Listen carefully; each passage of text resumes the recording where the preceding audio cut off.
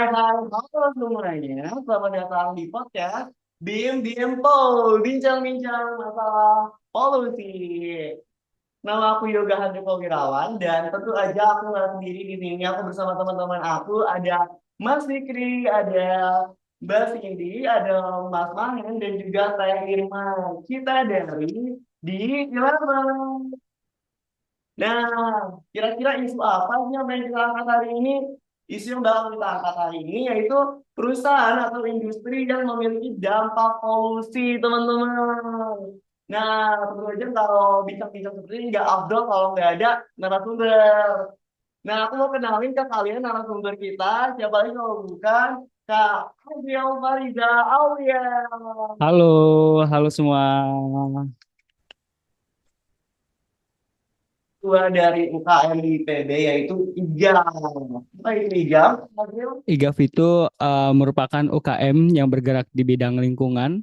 Kita bergerak di bidang lingkungan untuk kelestarian lingkungan juga membantu dari segi desa maupun di dalam IPB maupun di luar IPB juga.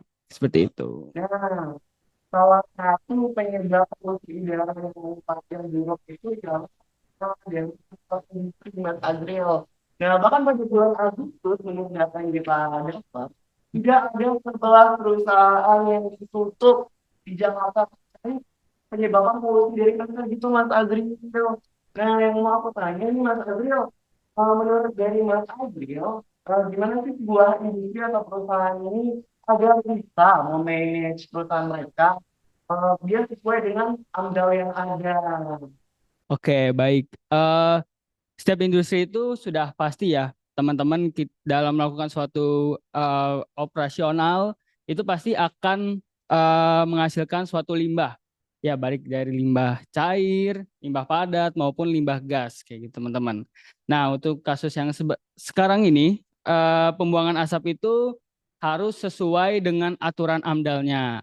Nah, mungkin dari segi pandangan aku sendiri, buat AMDAL perusahaan ini ada step-step yang harus bisa dilaksanakan. Yang pertama, itu harus melakukan studi AMDAL itu sendiri, di mana melibatkan penilaian dampak lingkungan dari operasi industri atau perusahaan tersebut. Lalu, yang kedua, melakukan identifikasi bagaimana dampak pencemaran udara ini akan dihasilkan dari segi kualitas kesehatan, lalu juga dari eh, pandangan mata atau visibility, lalu juga dari segi lingkungan dan udaranya begitu. Terus yang ketiga, setiap perusahaan ini harus punya teknologi pembuangan yang benar-benar ramah lingkungan dan berkelanjutan agar kejadian-kejadian yang penutupan tadi eh, bisa tidak terjadilah di perusahaan tersebut.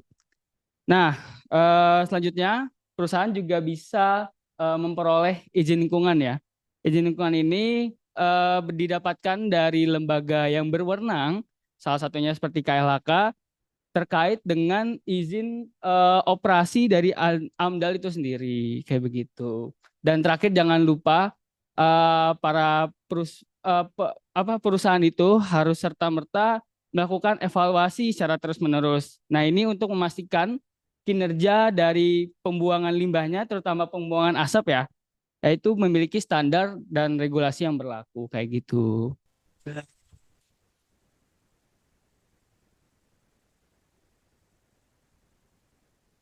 Dari apa yang Bang Aziz tadi udah benar banget sih dari uji emisi gasnya misalkan dari uji PLHK itu ada kadar yang sudah ditetapkan supaya tidak membuat polusi di udara. Terus juga ada juga tadi kayak ada tingginya juga dan step-stepnya udah benar.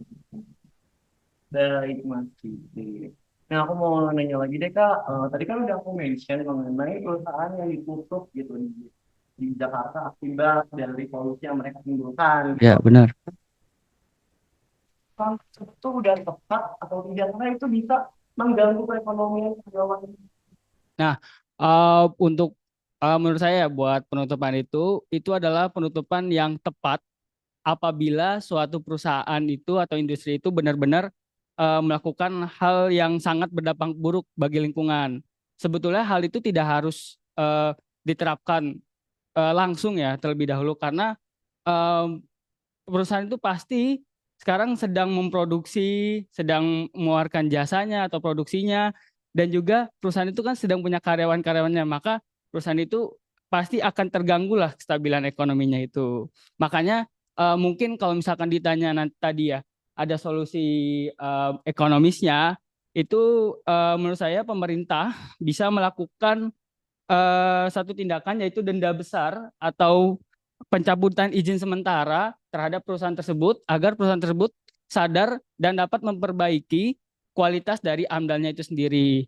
Baru nanti kalau misalkan emang dari segi izin dan juga dari sanksi berat yang benar-benar tidak dilakukan atau tidak dilaksanakan oleh perusahaan itu tersebut, maka barulah eh, penutupan dari perusahaan itu harus dilakukan kayak gitu karena itu bakal berdampak besar loh buat lingkungan dan juga buat masyarakat di sekitar perusahaan tersebut gitu dan akan terkena dampak secara langsungnya begitu.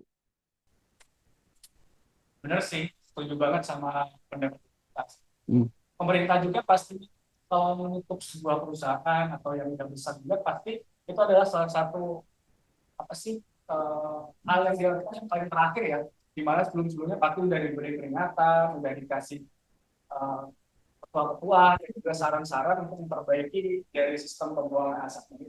Kalaupun terjadi penutupan, mungkin itu adalah jalan terakhir yang terburuk ya dari pabriknya atau industrinya sendiri yang mungkin masih belum mau berbenah seperti itu sih. Paham, paham. Jadi kalau aku mau nanya nih, kalau misalnya solusi itu diterapkan nih, apakah itu memiliki dampak tersendiri terhadap pihak-pihak industri itu gitu? Solusi yang penutupan tadi ya. Oke, kalau itu benar-benar berdampak banget sih karena untuk pada perusahaan itu memerlukan sumber daya yang besar dan juga menghasilkan biaya tambahan dalam jangka pendek karena eh, apa yang dia sedang lakukan, apa yang dia sedang produksi, dia harus memotong atau memberhentikan karyawannya, bahan produksinya. Lagi pula perusahaan itu kan juga tidak berdiri sendiri ya. Dia berdiri dengan mitra-mitranya, agen-agennya, konsumennya, dan itu justru malah memperhambat sektor ekonomi yang sudah kita gaung-gaungkan nih oleh Bapak Presiden Jokowi itu sendiri gitu.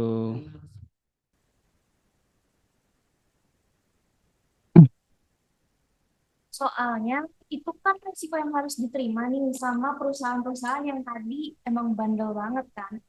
Nah, itu juga tuh bisa, walaupun itu berdampak ke mereka, ini tuh merupakan tahapan kan, tahapan menuju solusi yang terbaik. Jadi aku setuju banget sih, emang dampak itu tuh menjadi sesuatu yang nggak bisa dihindari gitu. Oke, enggak sih. Iya. Selanjutnya, Kak, aku mau nanya lagi deh. Jadi kalau misalnya kita nih sebagai mahasiswa atau masyarakat, kita yang berperan aktif nih dalam masalah solusi yang ada gitu.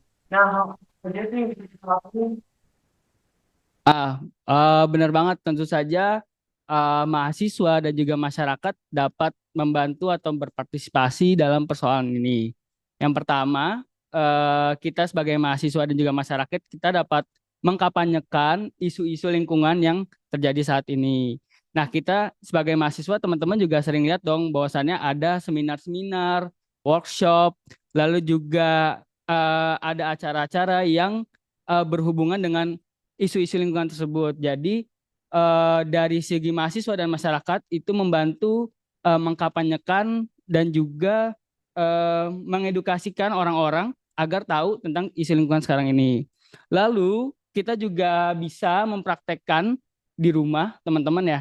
Sebagai mahasiswa dan juga sebagai masyarakat Indonesia, kita mempraktekkan untuk hemat energi di rumah. Benar. Mengurangi hal-hal yang terjadinya pemborosan kayak gitu. Lalu juga kita bisa eh, melakukan apa ya, menggunakan transportasi umum yang ada di IPB juga. Nah, salah satunya bisa apa? Kalau ada di IPB tuh? Bis apa? Ayo, bisa apa? Oke, pakai Bistayo juga bisa teman-teman. Nah, itu salah satu kita turut andil, turut serta untuk mengurangi isu dari lingkungan tersebut. Lalu kita juga bisa mengikuti organisasi ataupun lembaga-lembaga setempat yang non-government untuk mendukung aksi-aksi nyata dari lingkungan dan isu-isu lingkungan yang terjadi sekarang ini. Dan juga terakhir, karena banyaknya kontroversial dan juga banyaknya permasalahan soal kebijakan-kebijakan yang pemerintah keluarkan saat sekarang ini. Nah, kita sebagai mahasiswa juga bisa menjadi pemerhati nih kebijakan-kebijakan yang pemerintah lakukan sekarang. Jadi kita juga sembari kita mendukung, kita juga membantu mendiskusikan kebijakan ini sudah tepat atau belum seperti itu.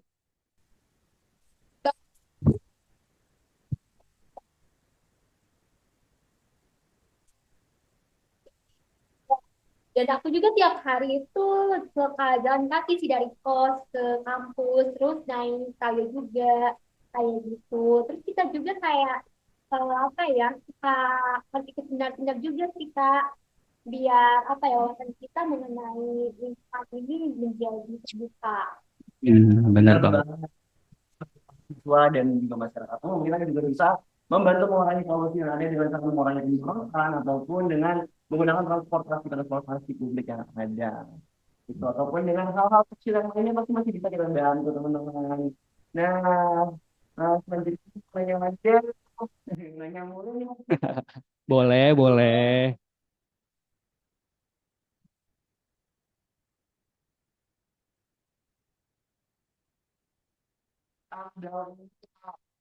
Kalau aku belum bisa nilai nih Kak, maaf banget karena buat ngasih rating 1 sampai 10 itu tuh aku nggak punya data langsung benar-benar yang bagaimana AMDAL tuh diimplementasikan oleh perusahaan atau industri tersebut. Cuma yang aku baca-baca dan aku pahami bahwasanya untuk implementasi AMDAL sekarang-sekarang ini sudah lebih baik ya daripada tahun-tahun kemarin karena bahwasannya sekarang perusahaan untuk memproses AMDAL-nya itu sudah melakukan lewat satu pintu. Satu pintu itu di mana tidak ada campur tangan orang-orang lain yang dapat mengotori proses pengimplementasian AMDAL-nya itu.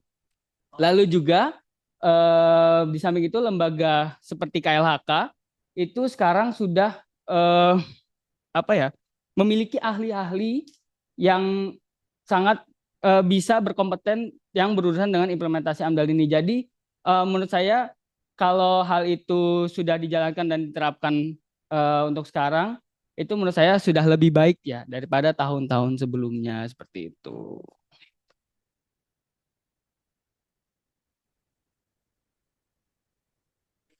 Kepada perusahaan-perusahaan ini agar lebih peka terhadap lingkungan.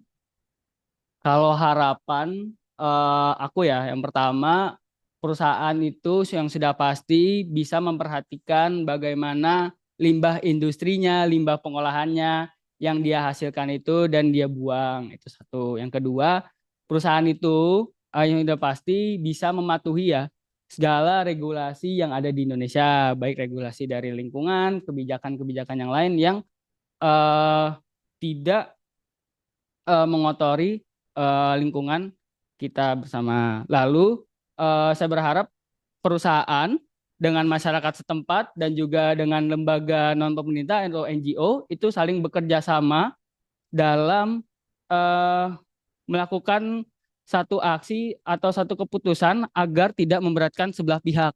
Nah, di mana pihak-pihak ini tuh sama-sama merasa diuntungkan. Lalu terakhir ya, perusahaan ini eh, saling bekerja sama juga dengan masyarakat agar tempat pembuangan limbah yang menjadi tempat produksinya dari perusahaan ini itu tidak mengganggu dan mengotori wilayah masyarakat agar masyarakat itu bebas dari segala pencemaran baik khususnya pencemaran udara yang dihasilkan oleh pencemaran asap ini. Itu teman-teman. Nih Mas Adil, ayo teman-teman teman-teman sendiri dalam terbatas yang ada, terutama terkait durasi yang ada. Tadi kami bisa minta kami dengan Kak Aldri. Nah, mungkin selanjutnya Terima kasih yang telah mendengarkan podcast ini. Sampai jumpa pada pertemuan selanjutnya di Bimbing Power lainnya. Bincang-bincang mengenai politik. See you. See you. Hey, thank you teman-teman.